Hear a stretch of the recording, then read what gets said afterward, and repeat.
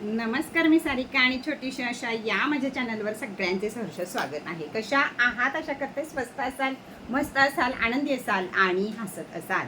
तर चला, आज आपण बघणार आहोत ते म्हणजे 27 जुलै ते 11 डिसेंबर शनी महाराज वक्री होत आहेत. आधी 4-5 राशींना त्यांनी पिडून काढलेलं आहे आणि त्यामध्ये अजून ते वक्री होत आहेत. तर आपल्या राशीनं काय उपाय करावेत, म्हणजे शनीच्या 7.5 किंवा सर्व राशींसाठी आहे. शनी जेव्हा उलटी चाल चालतात तेव्हा कितीतरी राशींचं चांगलं होतं आणि कितीतरी राशींना त्रास होतो. तर नक्की आपल्या राशीला काय होणार आहे, या 12 राशींवर काय परिणाम होणार आहेत आणि काय उपाय करायचा आहे हे आता आपण बघणार आहोत.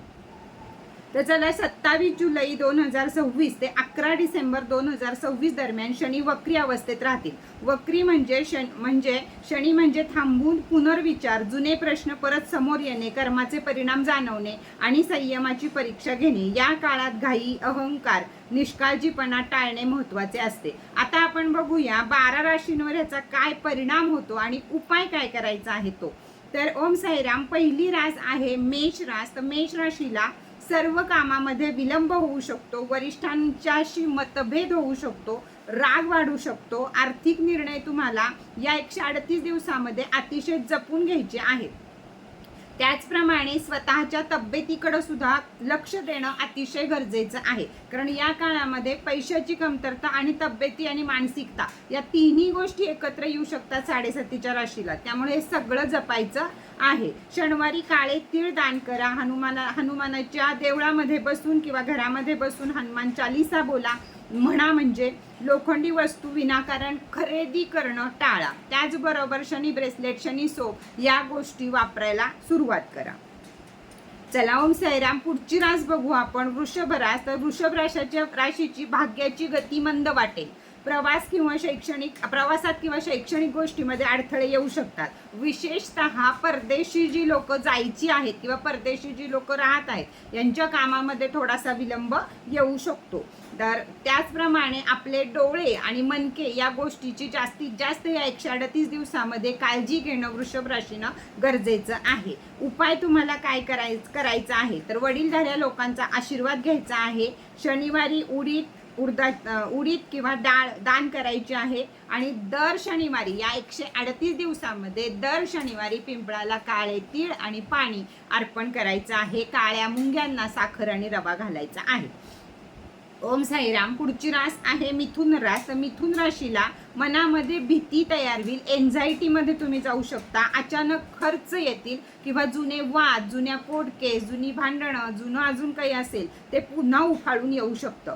तर त्याचप्रमाणे नोकरीवर सुद्धा आपल्या थोडासा हे येऊ शकतो की नोकरीत तुम्ही असं केलं तसं केलं त्यामुळे नोकरी जाऊ शकते. अशा काही घटना घडू शकतात. पण त्यासाठी आपण उपाय करायचा आहे तो म्हणजे ओम शम शनेश्वराय नमः हा जप रोजच्या रोज 108 वेळा करायचा आहे. शनिवारी तर करायचा आहे. त्याचबरोबर हनुमान चालीसा म्हणायची आहे. शनिवारी पिंपळाच्या झाडाला तीळ आणि पाणी घालायचं आहे. काळ्या कुत्र्याला भाकरी द्यायची आहे. त्याला थोडंसं मोहरीचं तेल लावून जर त्याला भाकरी दिली ती त्यांना खाल्ली तर यावरच्या सगळ्या गोष्टी तुमच्या आयुष्यात घडणार नाहीत अजिबात. 138 दिवस म्हणजे डिसेंबर महिन्यापर्यंत, हे वर्ष संपेपर्यंत सरळ दर शनिवारी आणि दररोज शनीची सेवा जे करत राहील तीच रास ह्याच्यातनं वाचेल. नाही तर बिना कामाची कटकट आपल्या मागं लागेल. ओम साईराम. पुढची रास आहे कर्क रास. तर कर्क राशीला नातेसंबंधांमध्ये दुरावा येऊ शकतो, गैरसमज होऊ शकतो, आळ येऊ शकतो किंवा संशय या गोष्टीमुळे नाती दुरावू शकतात. जोडीदाराबाबत बोलण्यासाठी संयम ठेवा. बोलूच नका जास्त. कामापुरतं बोला, नाही तर प्रत्येक शब्द हा वादाचा होऊ शकतो. तर या गोष्टी मनात ठेवा, नाहीतर डिवोर्सपर्यंत गोष्टी जाऊ शकतात. त्याचबरोबर ज्या लेडीज आहेत त्यांनी स्वतःचं गर्भाशय किंवा थायरॉइड या गोष्टीची जास्तीत जास्त काळजी घेणं गरजेचं आहे. गर्भाशयाची ऑपरेशन, कुठं गर्भाशयात गाठ आली, काय आली, या भानगडी घडू शकतात. त्यामुळे आपल्या तब्येतीवर लक्ष ठेवायचं आहे. उपाय काय करायचा आहे, तर तिळाच्या तेलाचा दिवा लावायचा आहे दक्षिण दिशेला तोंड करून आणि आपल्या आईची सेवा करायची आहे. हनुमान चालीसा म्हणायची आहे. दर शनिवारी पिंपळाला पाणी घालायचं आहे. काळे तीळ घालायचे आहेत आणि मुंग्या आणि स्टे डॉग यांची सेवा करायची आहे. पुढची रास आहे ओम साईराम सिंह रास. तर सिंह राशीला शत्रू, कर्ज किंवा आरोग्य याकडे तक्रारी होतील. एकतर सिंह राशीचे शत्रू वाढतील, दुसरी गोष्ट कर्ज या गोष्टीकडे तुमचा जास्तसा कल राहील किंवा घेतलं जाईल. आरोग्याच्या तक्रारी तर राहणार आहेत. मणके असतील, श्वासाचे आजार असतील, मानसिक टेन्शन असेल, एन्झायटी असेल, डिप्रेशन असेल, या सगळ्याकडे तुमचे आजारपण वाढू शकतात. तर दुर्लक्ष अजिबात करू नका. कोणत्याही गोष्टीची कुणकुण वाटली तर डॉक्टरांचा योग्य सल्ला घ्या. कामाचा ताण वाढेल, त्यामुळं घरामध्ये चिडचिड होऊ शकते. जोडीदाराबरोबर न पटणं, जोडीदाराशी वादविवाद करणं, या सगळ्या गोष्टी सिंहराशीच्या घडू शकतात. काही लोकांमध्ये डिवोर्सपर्यंत या गोष्टी जाऊ शकतात. त्यामुळं सिंह जर घरात कुणी असेल तर आपण शांत राहणं जास्त गरजेचं आहे. उपाय काय करायचा आहे? शनिदेवाच्या मंदिरामध्ये मोहरीचं तेल दर शनिवारी अर्पण करायचं आहे. त्याचबरोबर काळे उडीद सुद्धा अर्पण केले तरी चालेल. आणि कामगारांना मदत करायची आहे. मग तुमच्या कुणी असतील, आपल्या अपार्टमेंटची कचरा काढणारे असतील, काय असतील, अशा गरजू कामगारांना काही ना काहीतरी मदत करायची आहे. नाहीतर चहा पावडर जेवढ्या वेळा जमेल तेवढ्या वेळा दान करायची आहे आपल्याला. हे लक्षात ठेवलं तर सिंह राशीची ही शनीच्या 7.5 आहे 138 दिवस फार महत्त्वाचे आहेत. ते व्यवस्थितरित्या जातील. उपाय करत राहिला तर काही हानी होणार नाही. कर्म चांगले असले तर शनी महाराज आपल्या मागं कमी प्रमाणात लागतील, पण त्यांची सेवा करणं हे अतिशय महत्त्वाचं आहे. पुढची रास आहे कन्या रास. तर कन्या राशींना मुलांबाबत चिंता होईल, प्रेम संबंधात ताण येईल, मन अस्थिर होऊ शकतं. तर मुलांबाबतीत मुलं अचानक बिघडतील, कुणाची मुलं ड्रिंक करायला लागतील, मुली पळून जातील, मुलं पळून जातील, बिना आपल्या मर्जीच्या विरुद्ध लग्न, नोकरी, व्यवसाय या गोष्टी करतील. कोणी मुलं त्यांची जुगार, सट्टा या गोष्टीला सुद्धा लागू शकतात. तर या सर्व मुलांकडे आपलं लक्ष द्यायचं आहे. प्रेम संबंधाची जर तुम्हाला लग्न करायची वेळ आलेली असेल तर ब्रेकअप होतील इथपर्यंत सांगते, किंवा लग्न मोडतील, डिवोर्सचं प्रमाण जास्तीत जास्त होईल. त्यामुळं मनावर ताण न येण्यासारखं वागणं हे अतिशय गरजेचं आहे. अस्थिर होऊ नका. कुठल्याही गोष्टीचं डिसिजन हे शांतपणानं घ्या. थांबा, विचार करा आणि मग बोला, नाहीतर नाती संपून जातील. आता उपाय काय करायचा आहे तुम्हाला? ते सगळ्यात पहिल्यांदा तोंड तुमचं खराब होणार आहे म्हणून गणपती बाप्पाला हिरव्या मुगाचं दान करायचं आहे. गाईला हिरवा चारा घालायचा आहे. हे झाले तुमच्या बुध ग्रहासाठीचे उपाय. आणि शनी ग्रहासाठी तुम्हाला दर शनिवारी हनुमान चालीसा म्हणायची आहे, शनी चालीसा म्हणायची आहे, मारुती रायांचं आणि शनी महाराजांचं दर्शन घ्यायचं आहे. त्याचबरोबर जर मारुती रायांना बुंदीचे लाडू तुम्ही देऊ शकलात, जितक्या वेळा देऊ शकाल तितक्या वेळा द्या आणि ते बाकीच्या लोकांमध्ये वाटून टाका. पिंपळाच्या झाडाला दर शनिवारी पाणी घाला. तिळाच्या तेलाचा दिवा हे घराच्या बाहेर दर शनिवारी लावा. हे उपाय तुम्ही करू शकता. तुळरास, घरगुती तणाव, मालमत्ताविषयी तणाव, मानसिक बेचैनी वाढू शकते. घरगुती वातावरणामध्ये कुठं वाटण्यांवरनं तुमचे वाद होऊ शकतात, कुठं पैशावरनं वाद होऊ शकतात, तर कुठं वेगळं राहण्यावरनं वाद होऊ शकतात. तर या प्रकारच्या अडचणी तुम्हाला येऊ शकतात. मानसिक बेचैनी वाढेल, मानसिक टेन्शन वाढेल, त्यामुळे प्रकृती बिघडू शकते. डोकं दुखणं, परत चक्कर येणं, BP वाढणं, शुगर वाढणं यासारखे आजार सुद्धा होण्याची शक्यता याच्यामध्ये आहे. तर आता इथं तुमचा राहू पण खराब होणार आहे आणि शनी पण. मग त्यासाठी तुम्हाला घर स्वच्छ ठेवणे अतिशय गरजेचं आहे.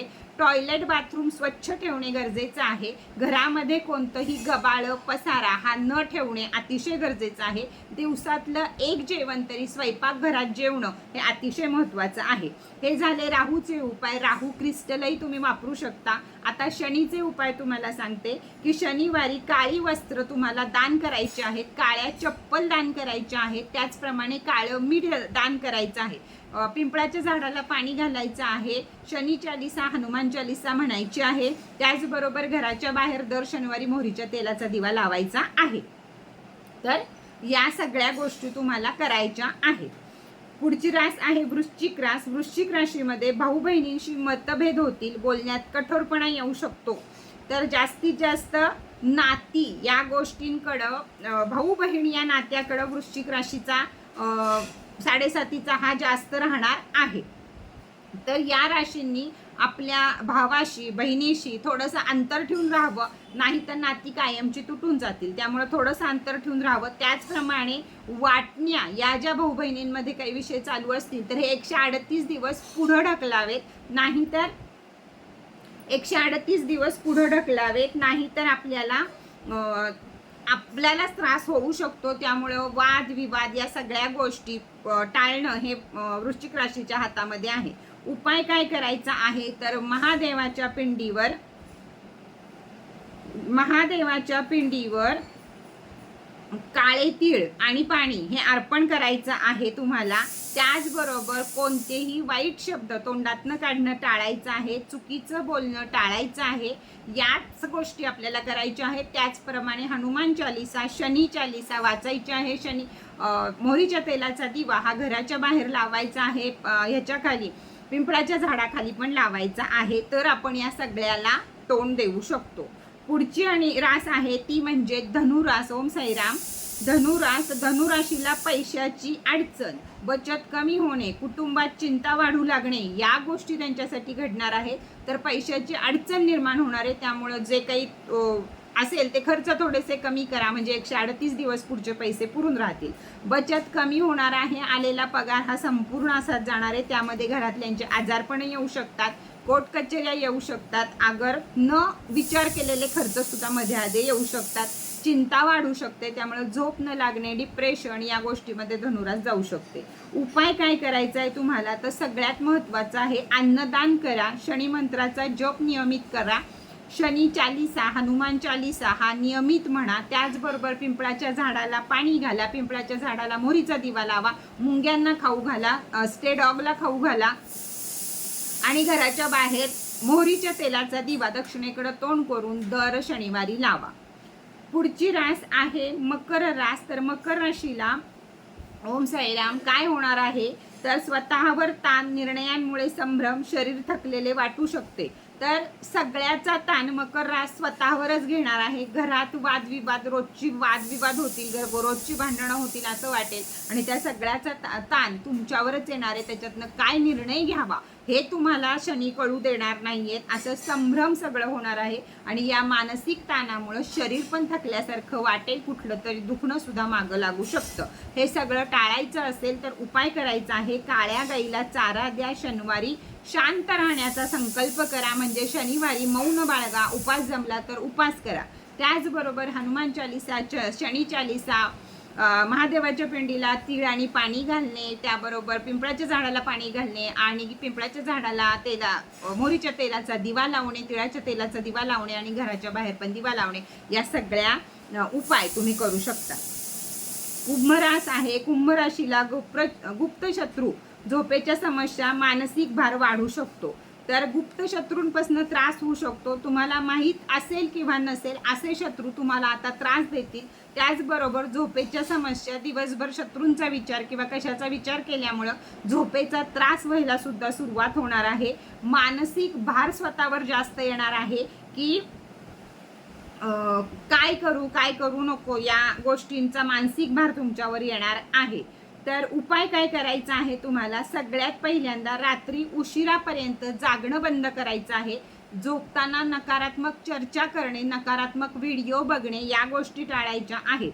उपाय अजून करायचा आहे ते म्हणजे गरिबांना चप्पल दान करायची आहे. काळ्या रंगाची केली तर आणखीन छान. त्याचबरोबर हनुमान चालीसा, शनी चालीसा रोजच्या रोज किंवा शनिवारी म्हणायची आहे. शनिवारी पिंपळाच्या झाडाला तीळ आणि पाणी अर्पण करायचं आहे. त्याचबरोबर तिळाच्या किंवा मोहरीच्या तेलाचा दीपक लावायचा आहे. घराच्या बाहेर सुद्धा आपल्याला तोच दीपक लावायचा आहे. हे सगळे उपाय तुम्ही करू शकता.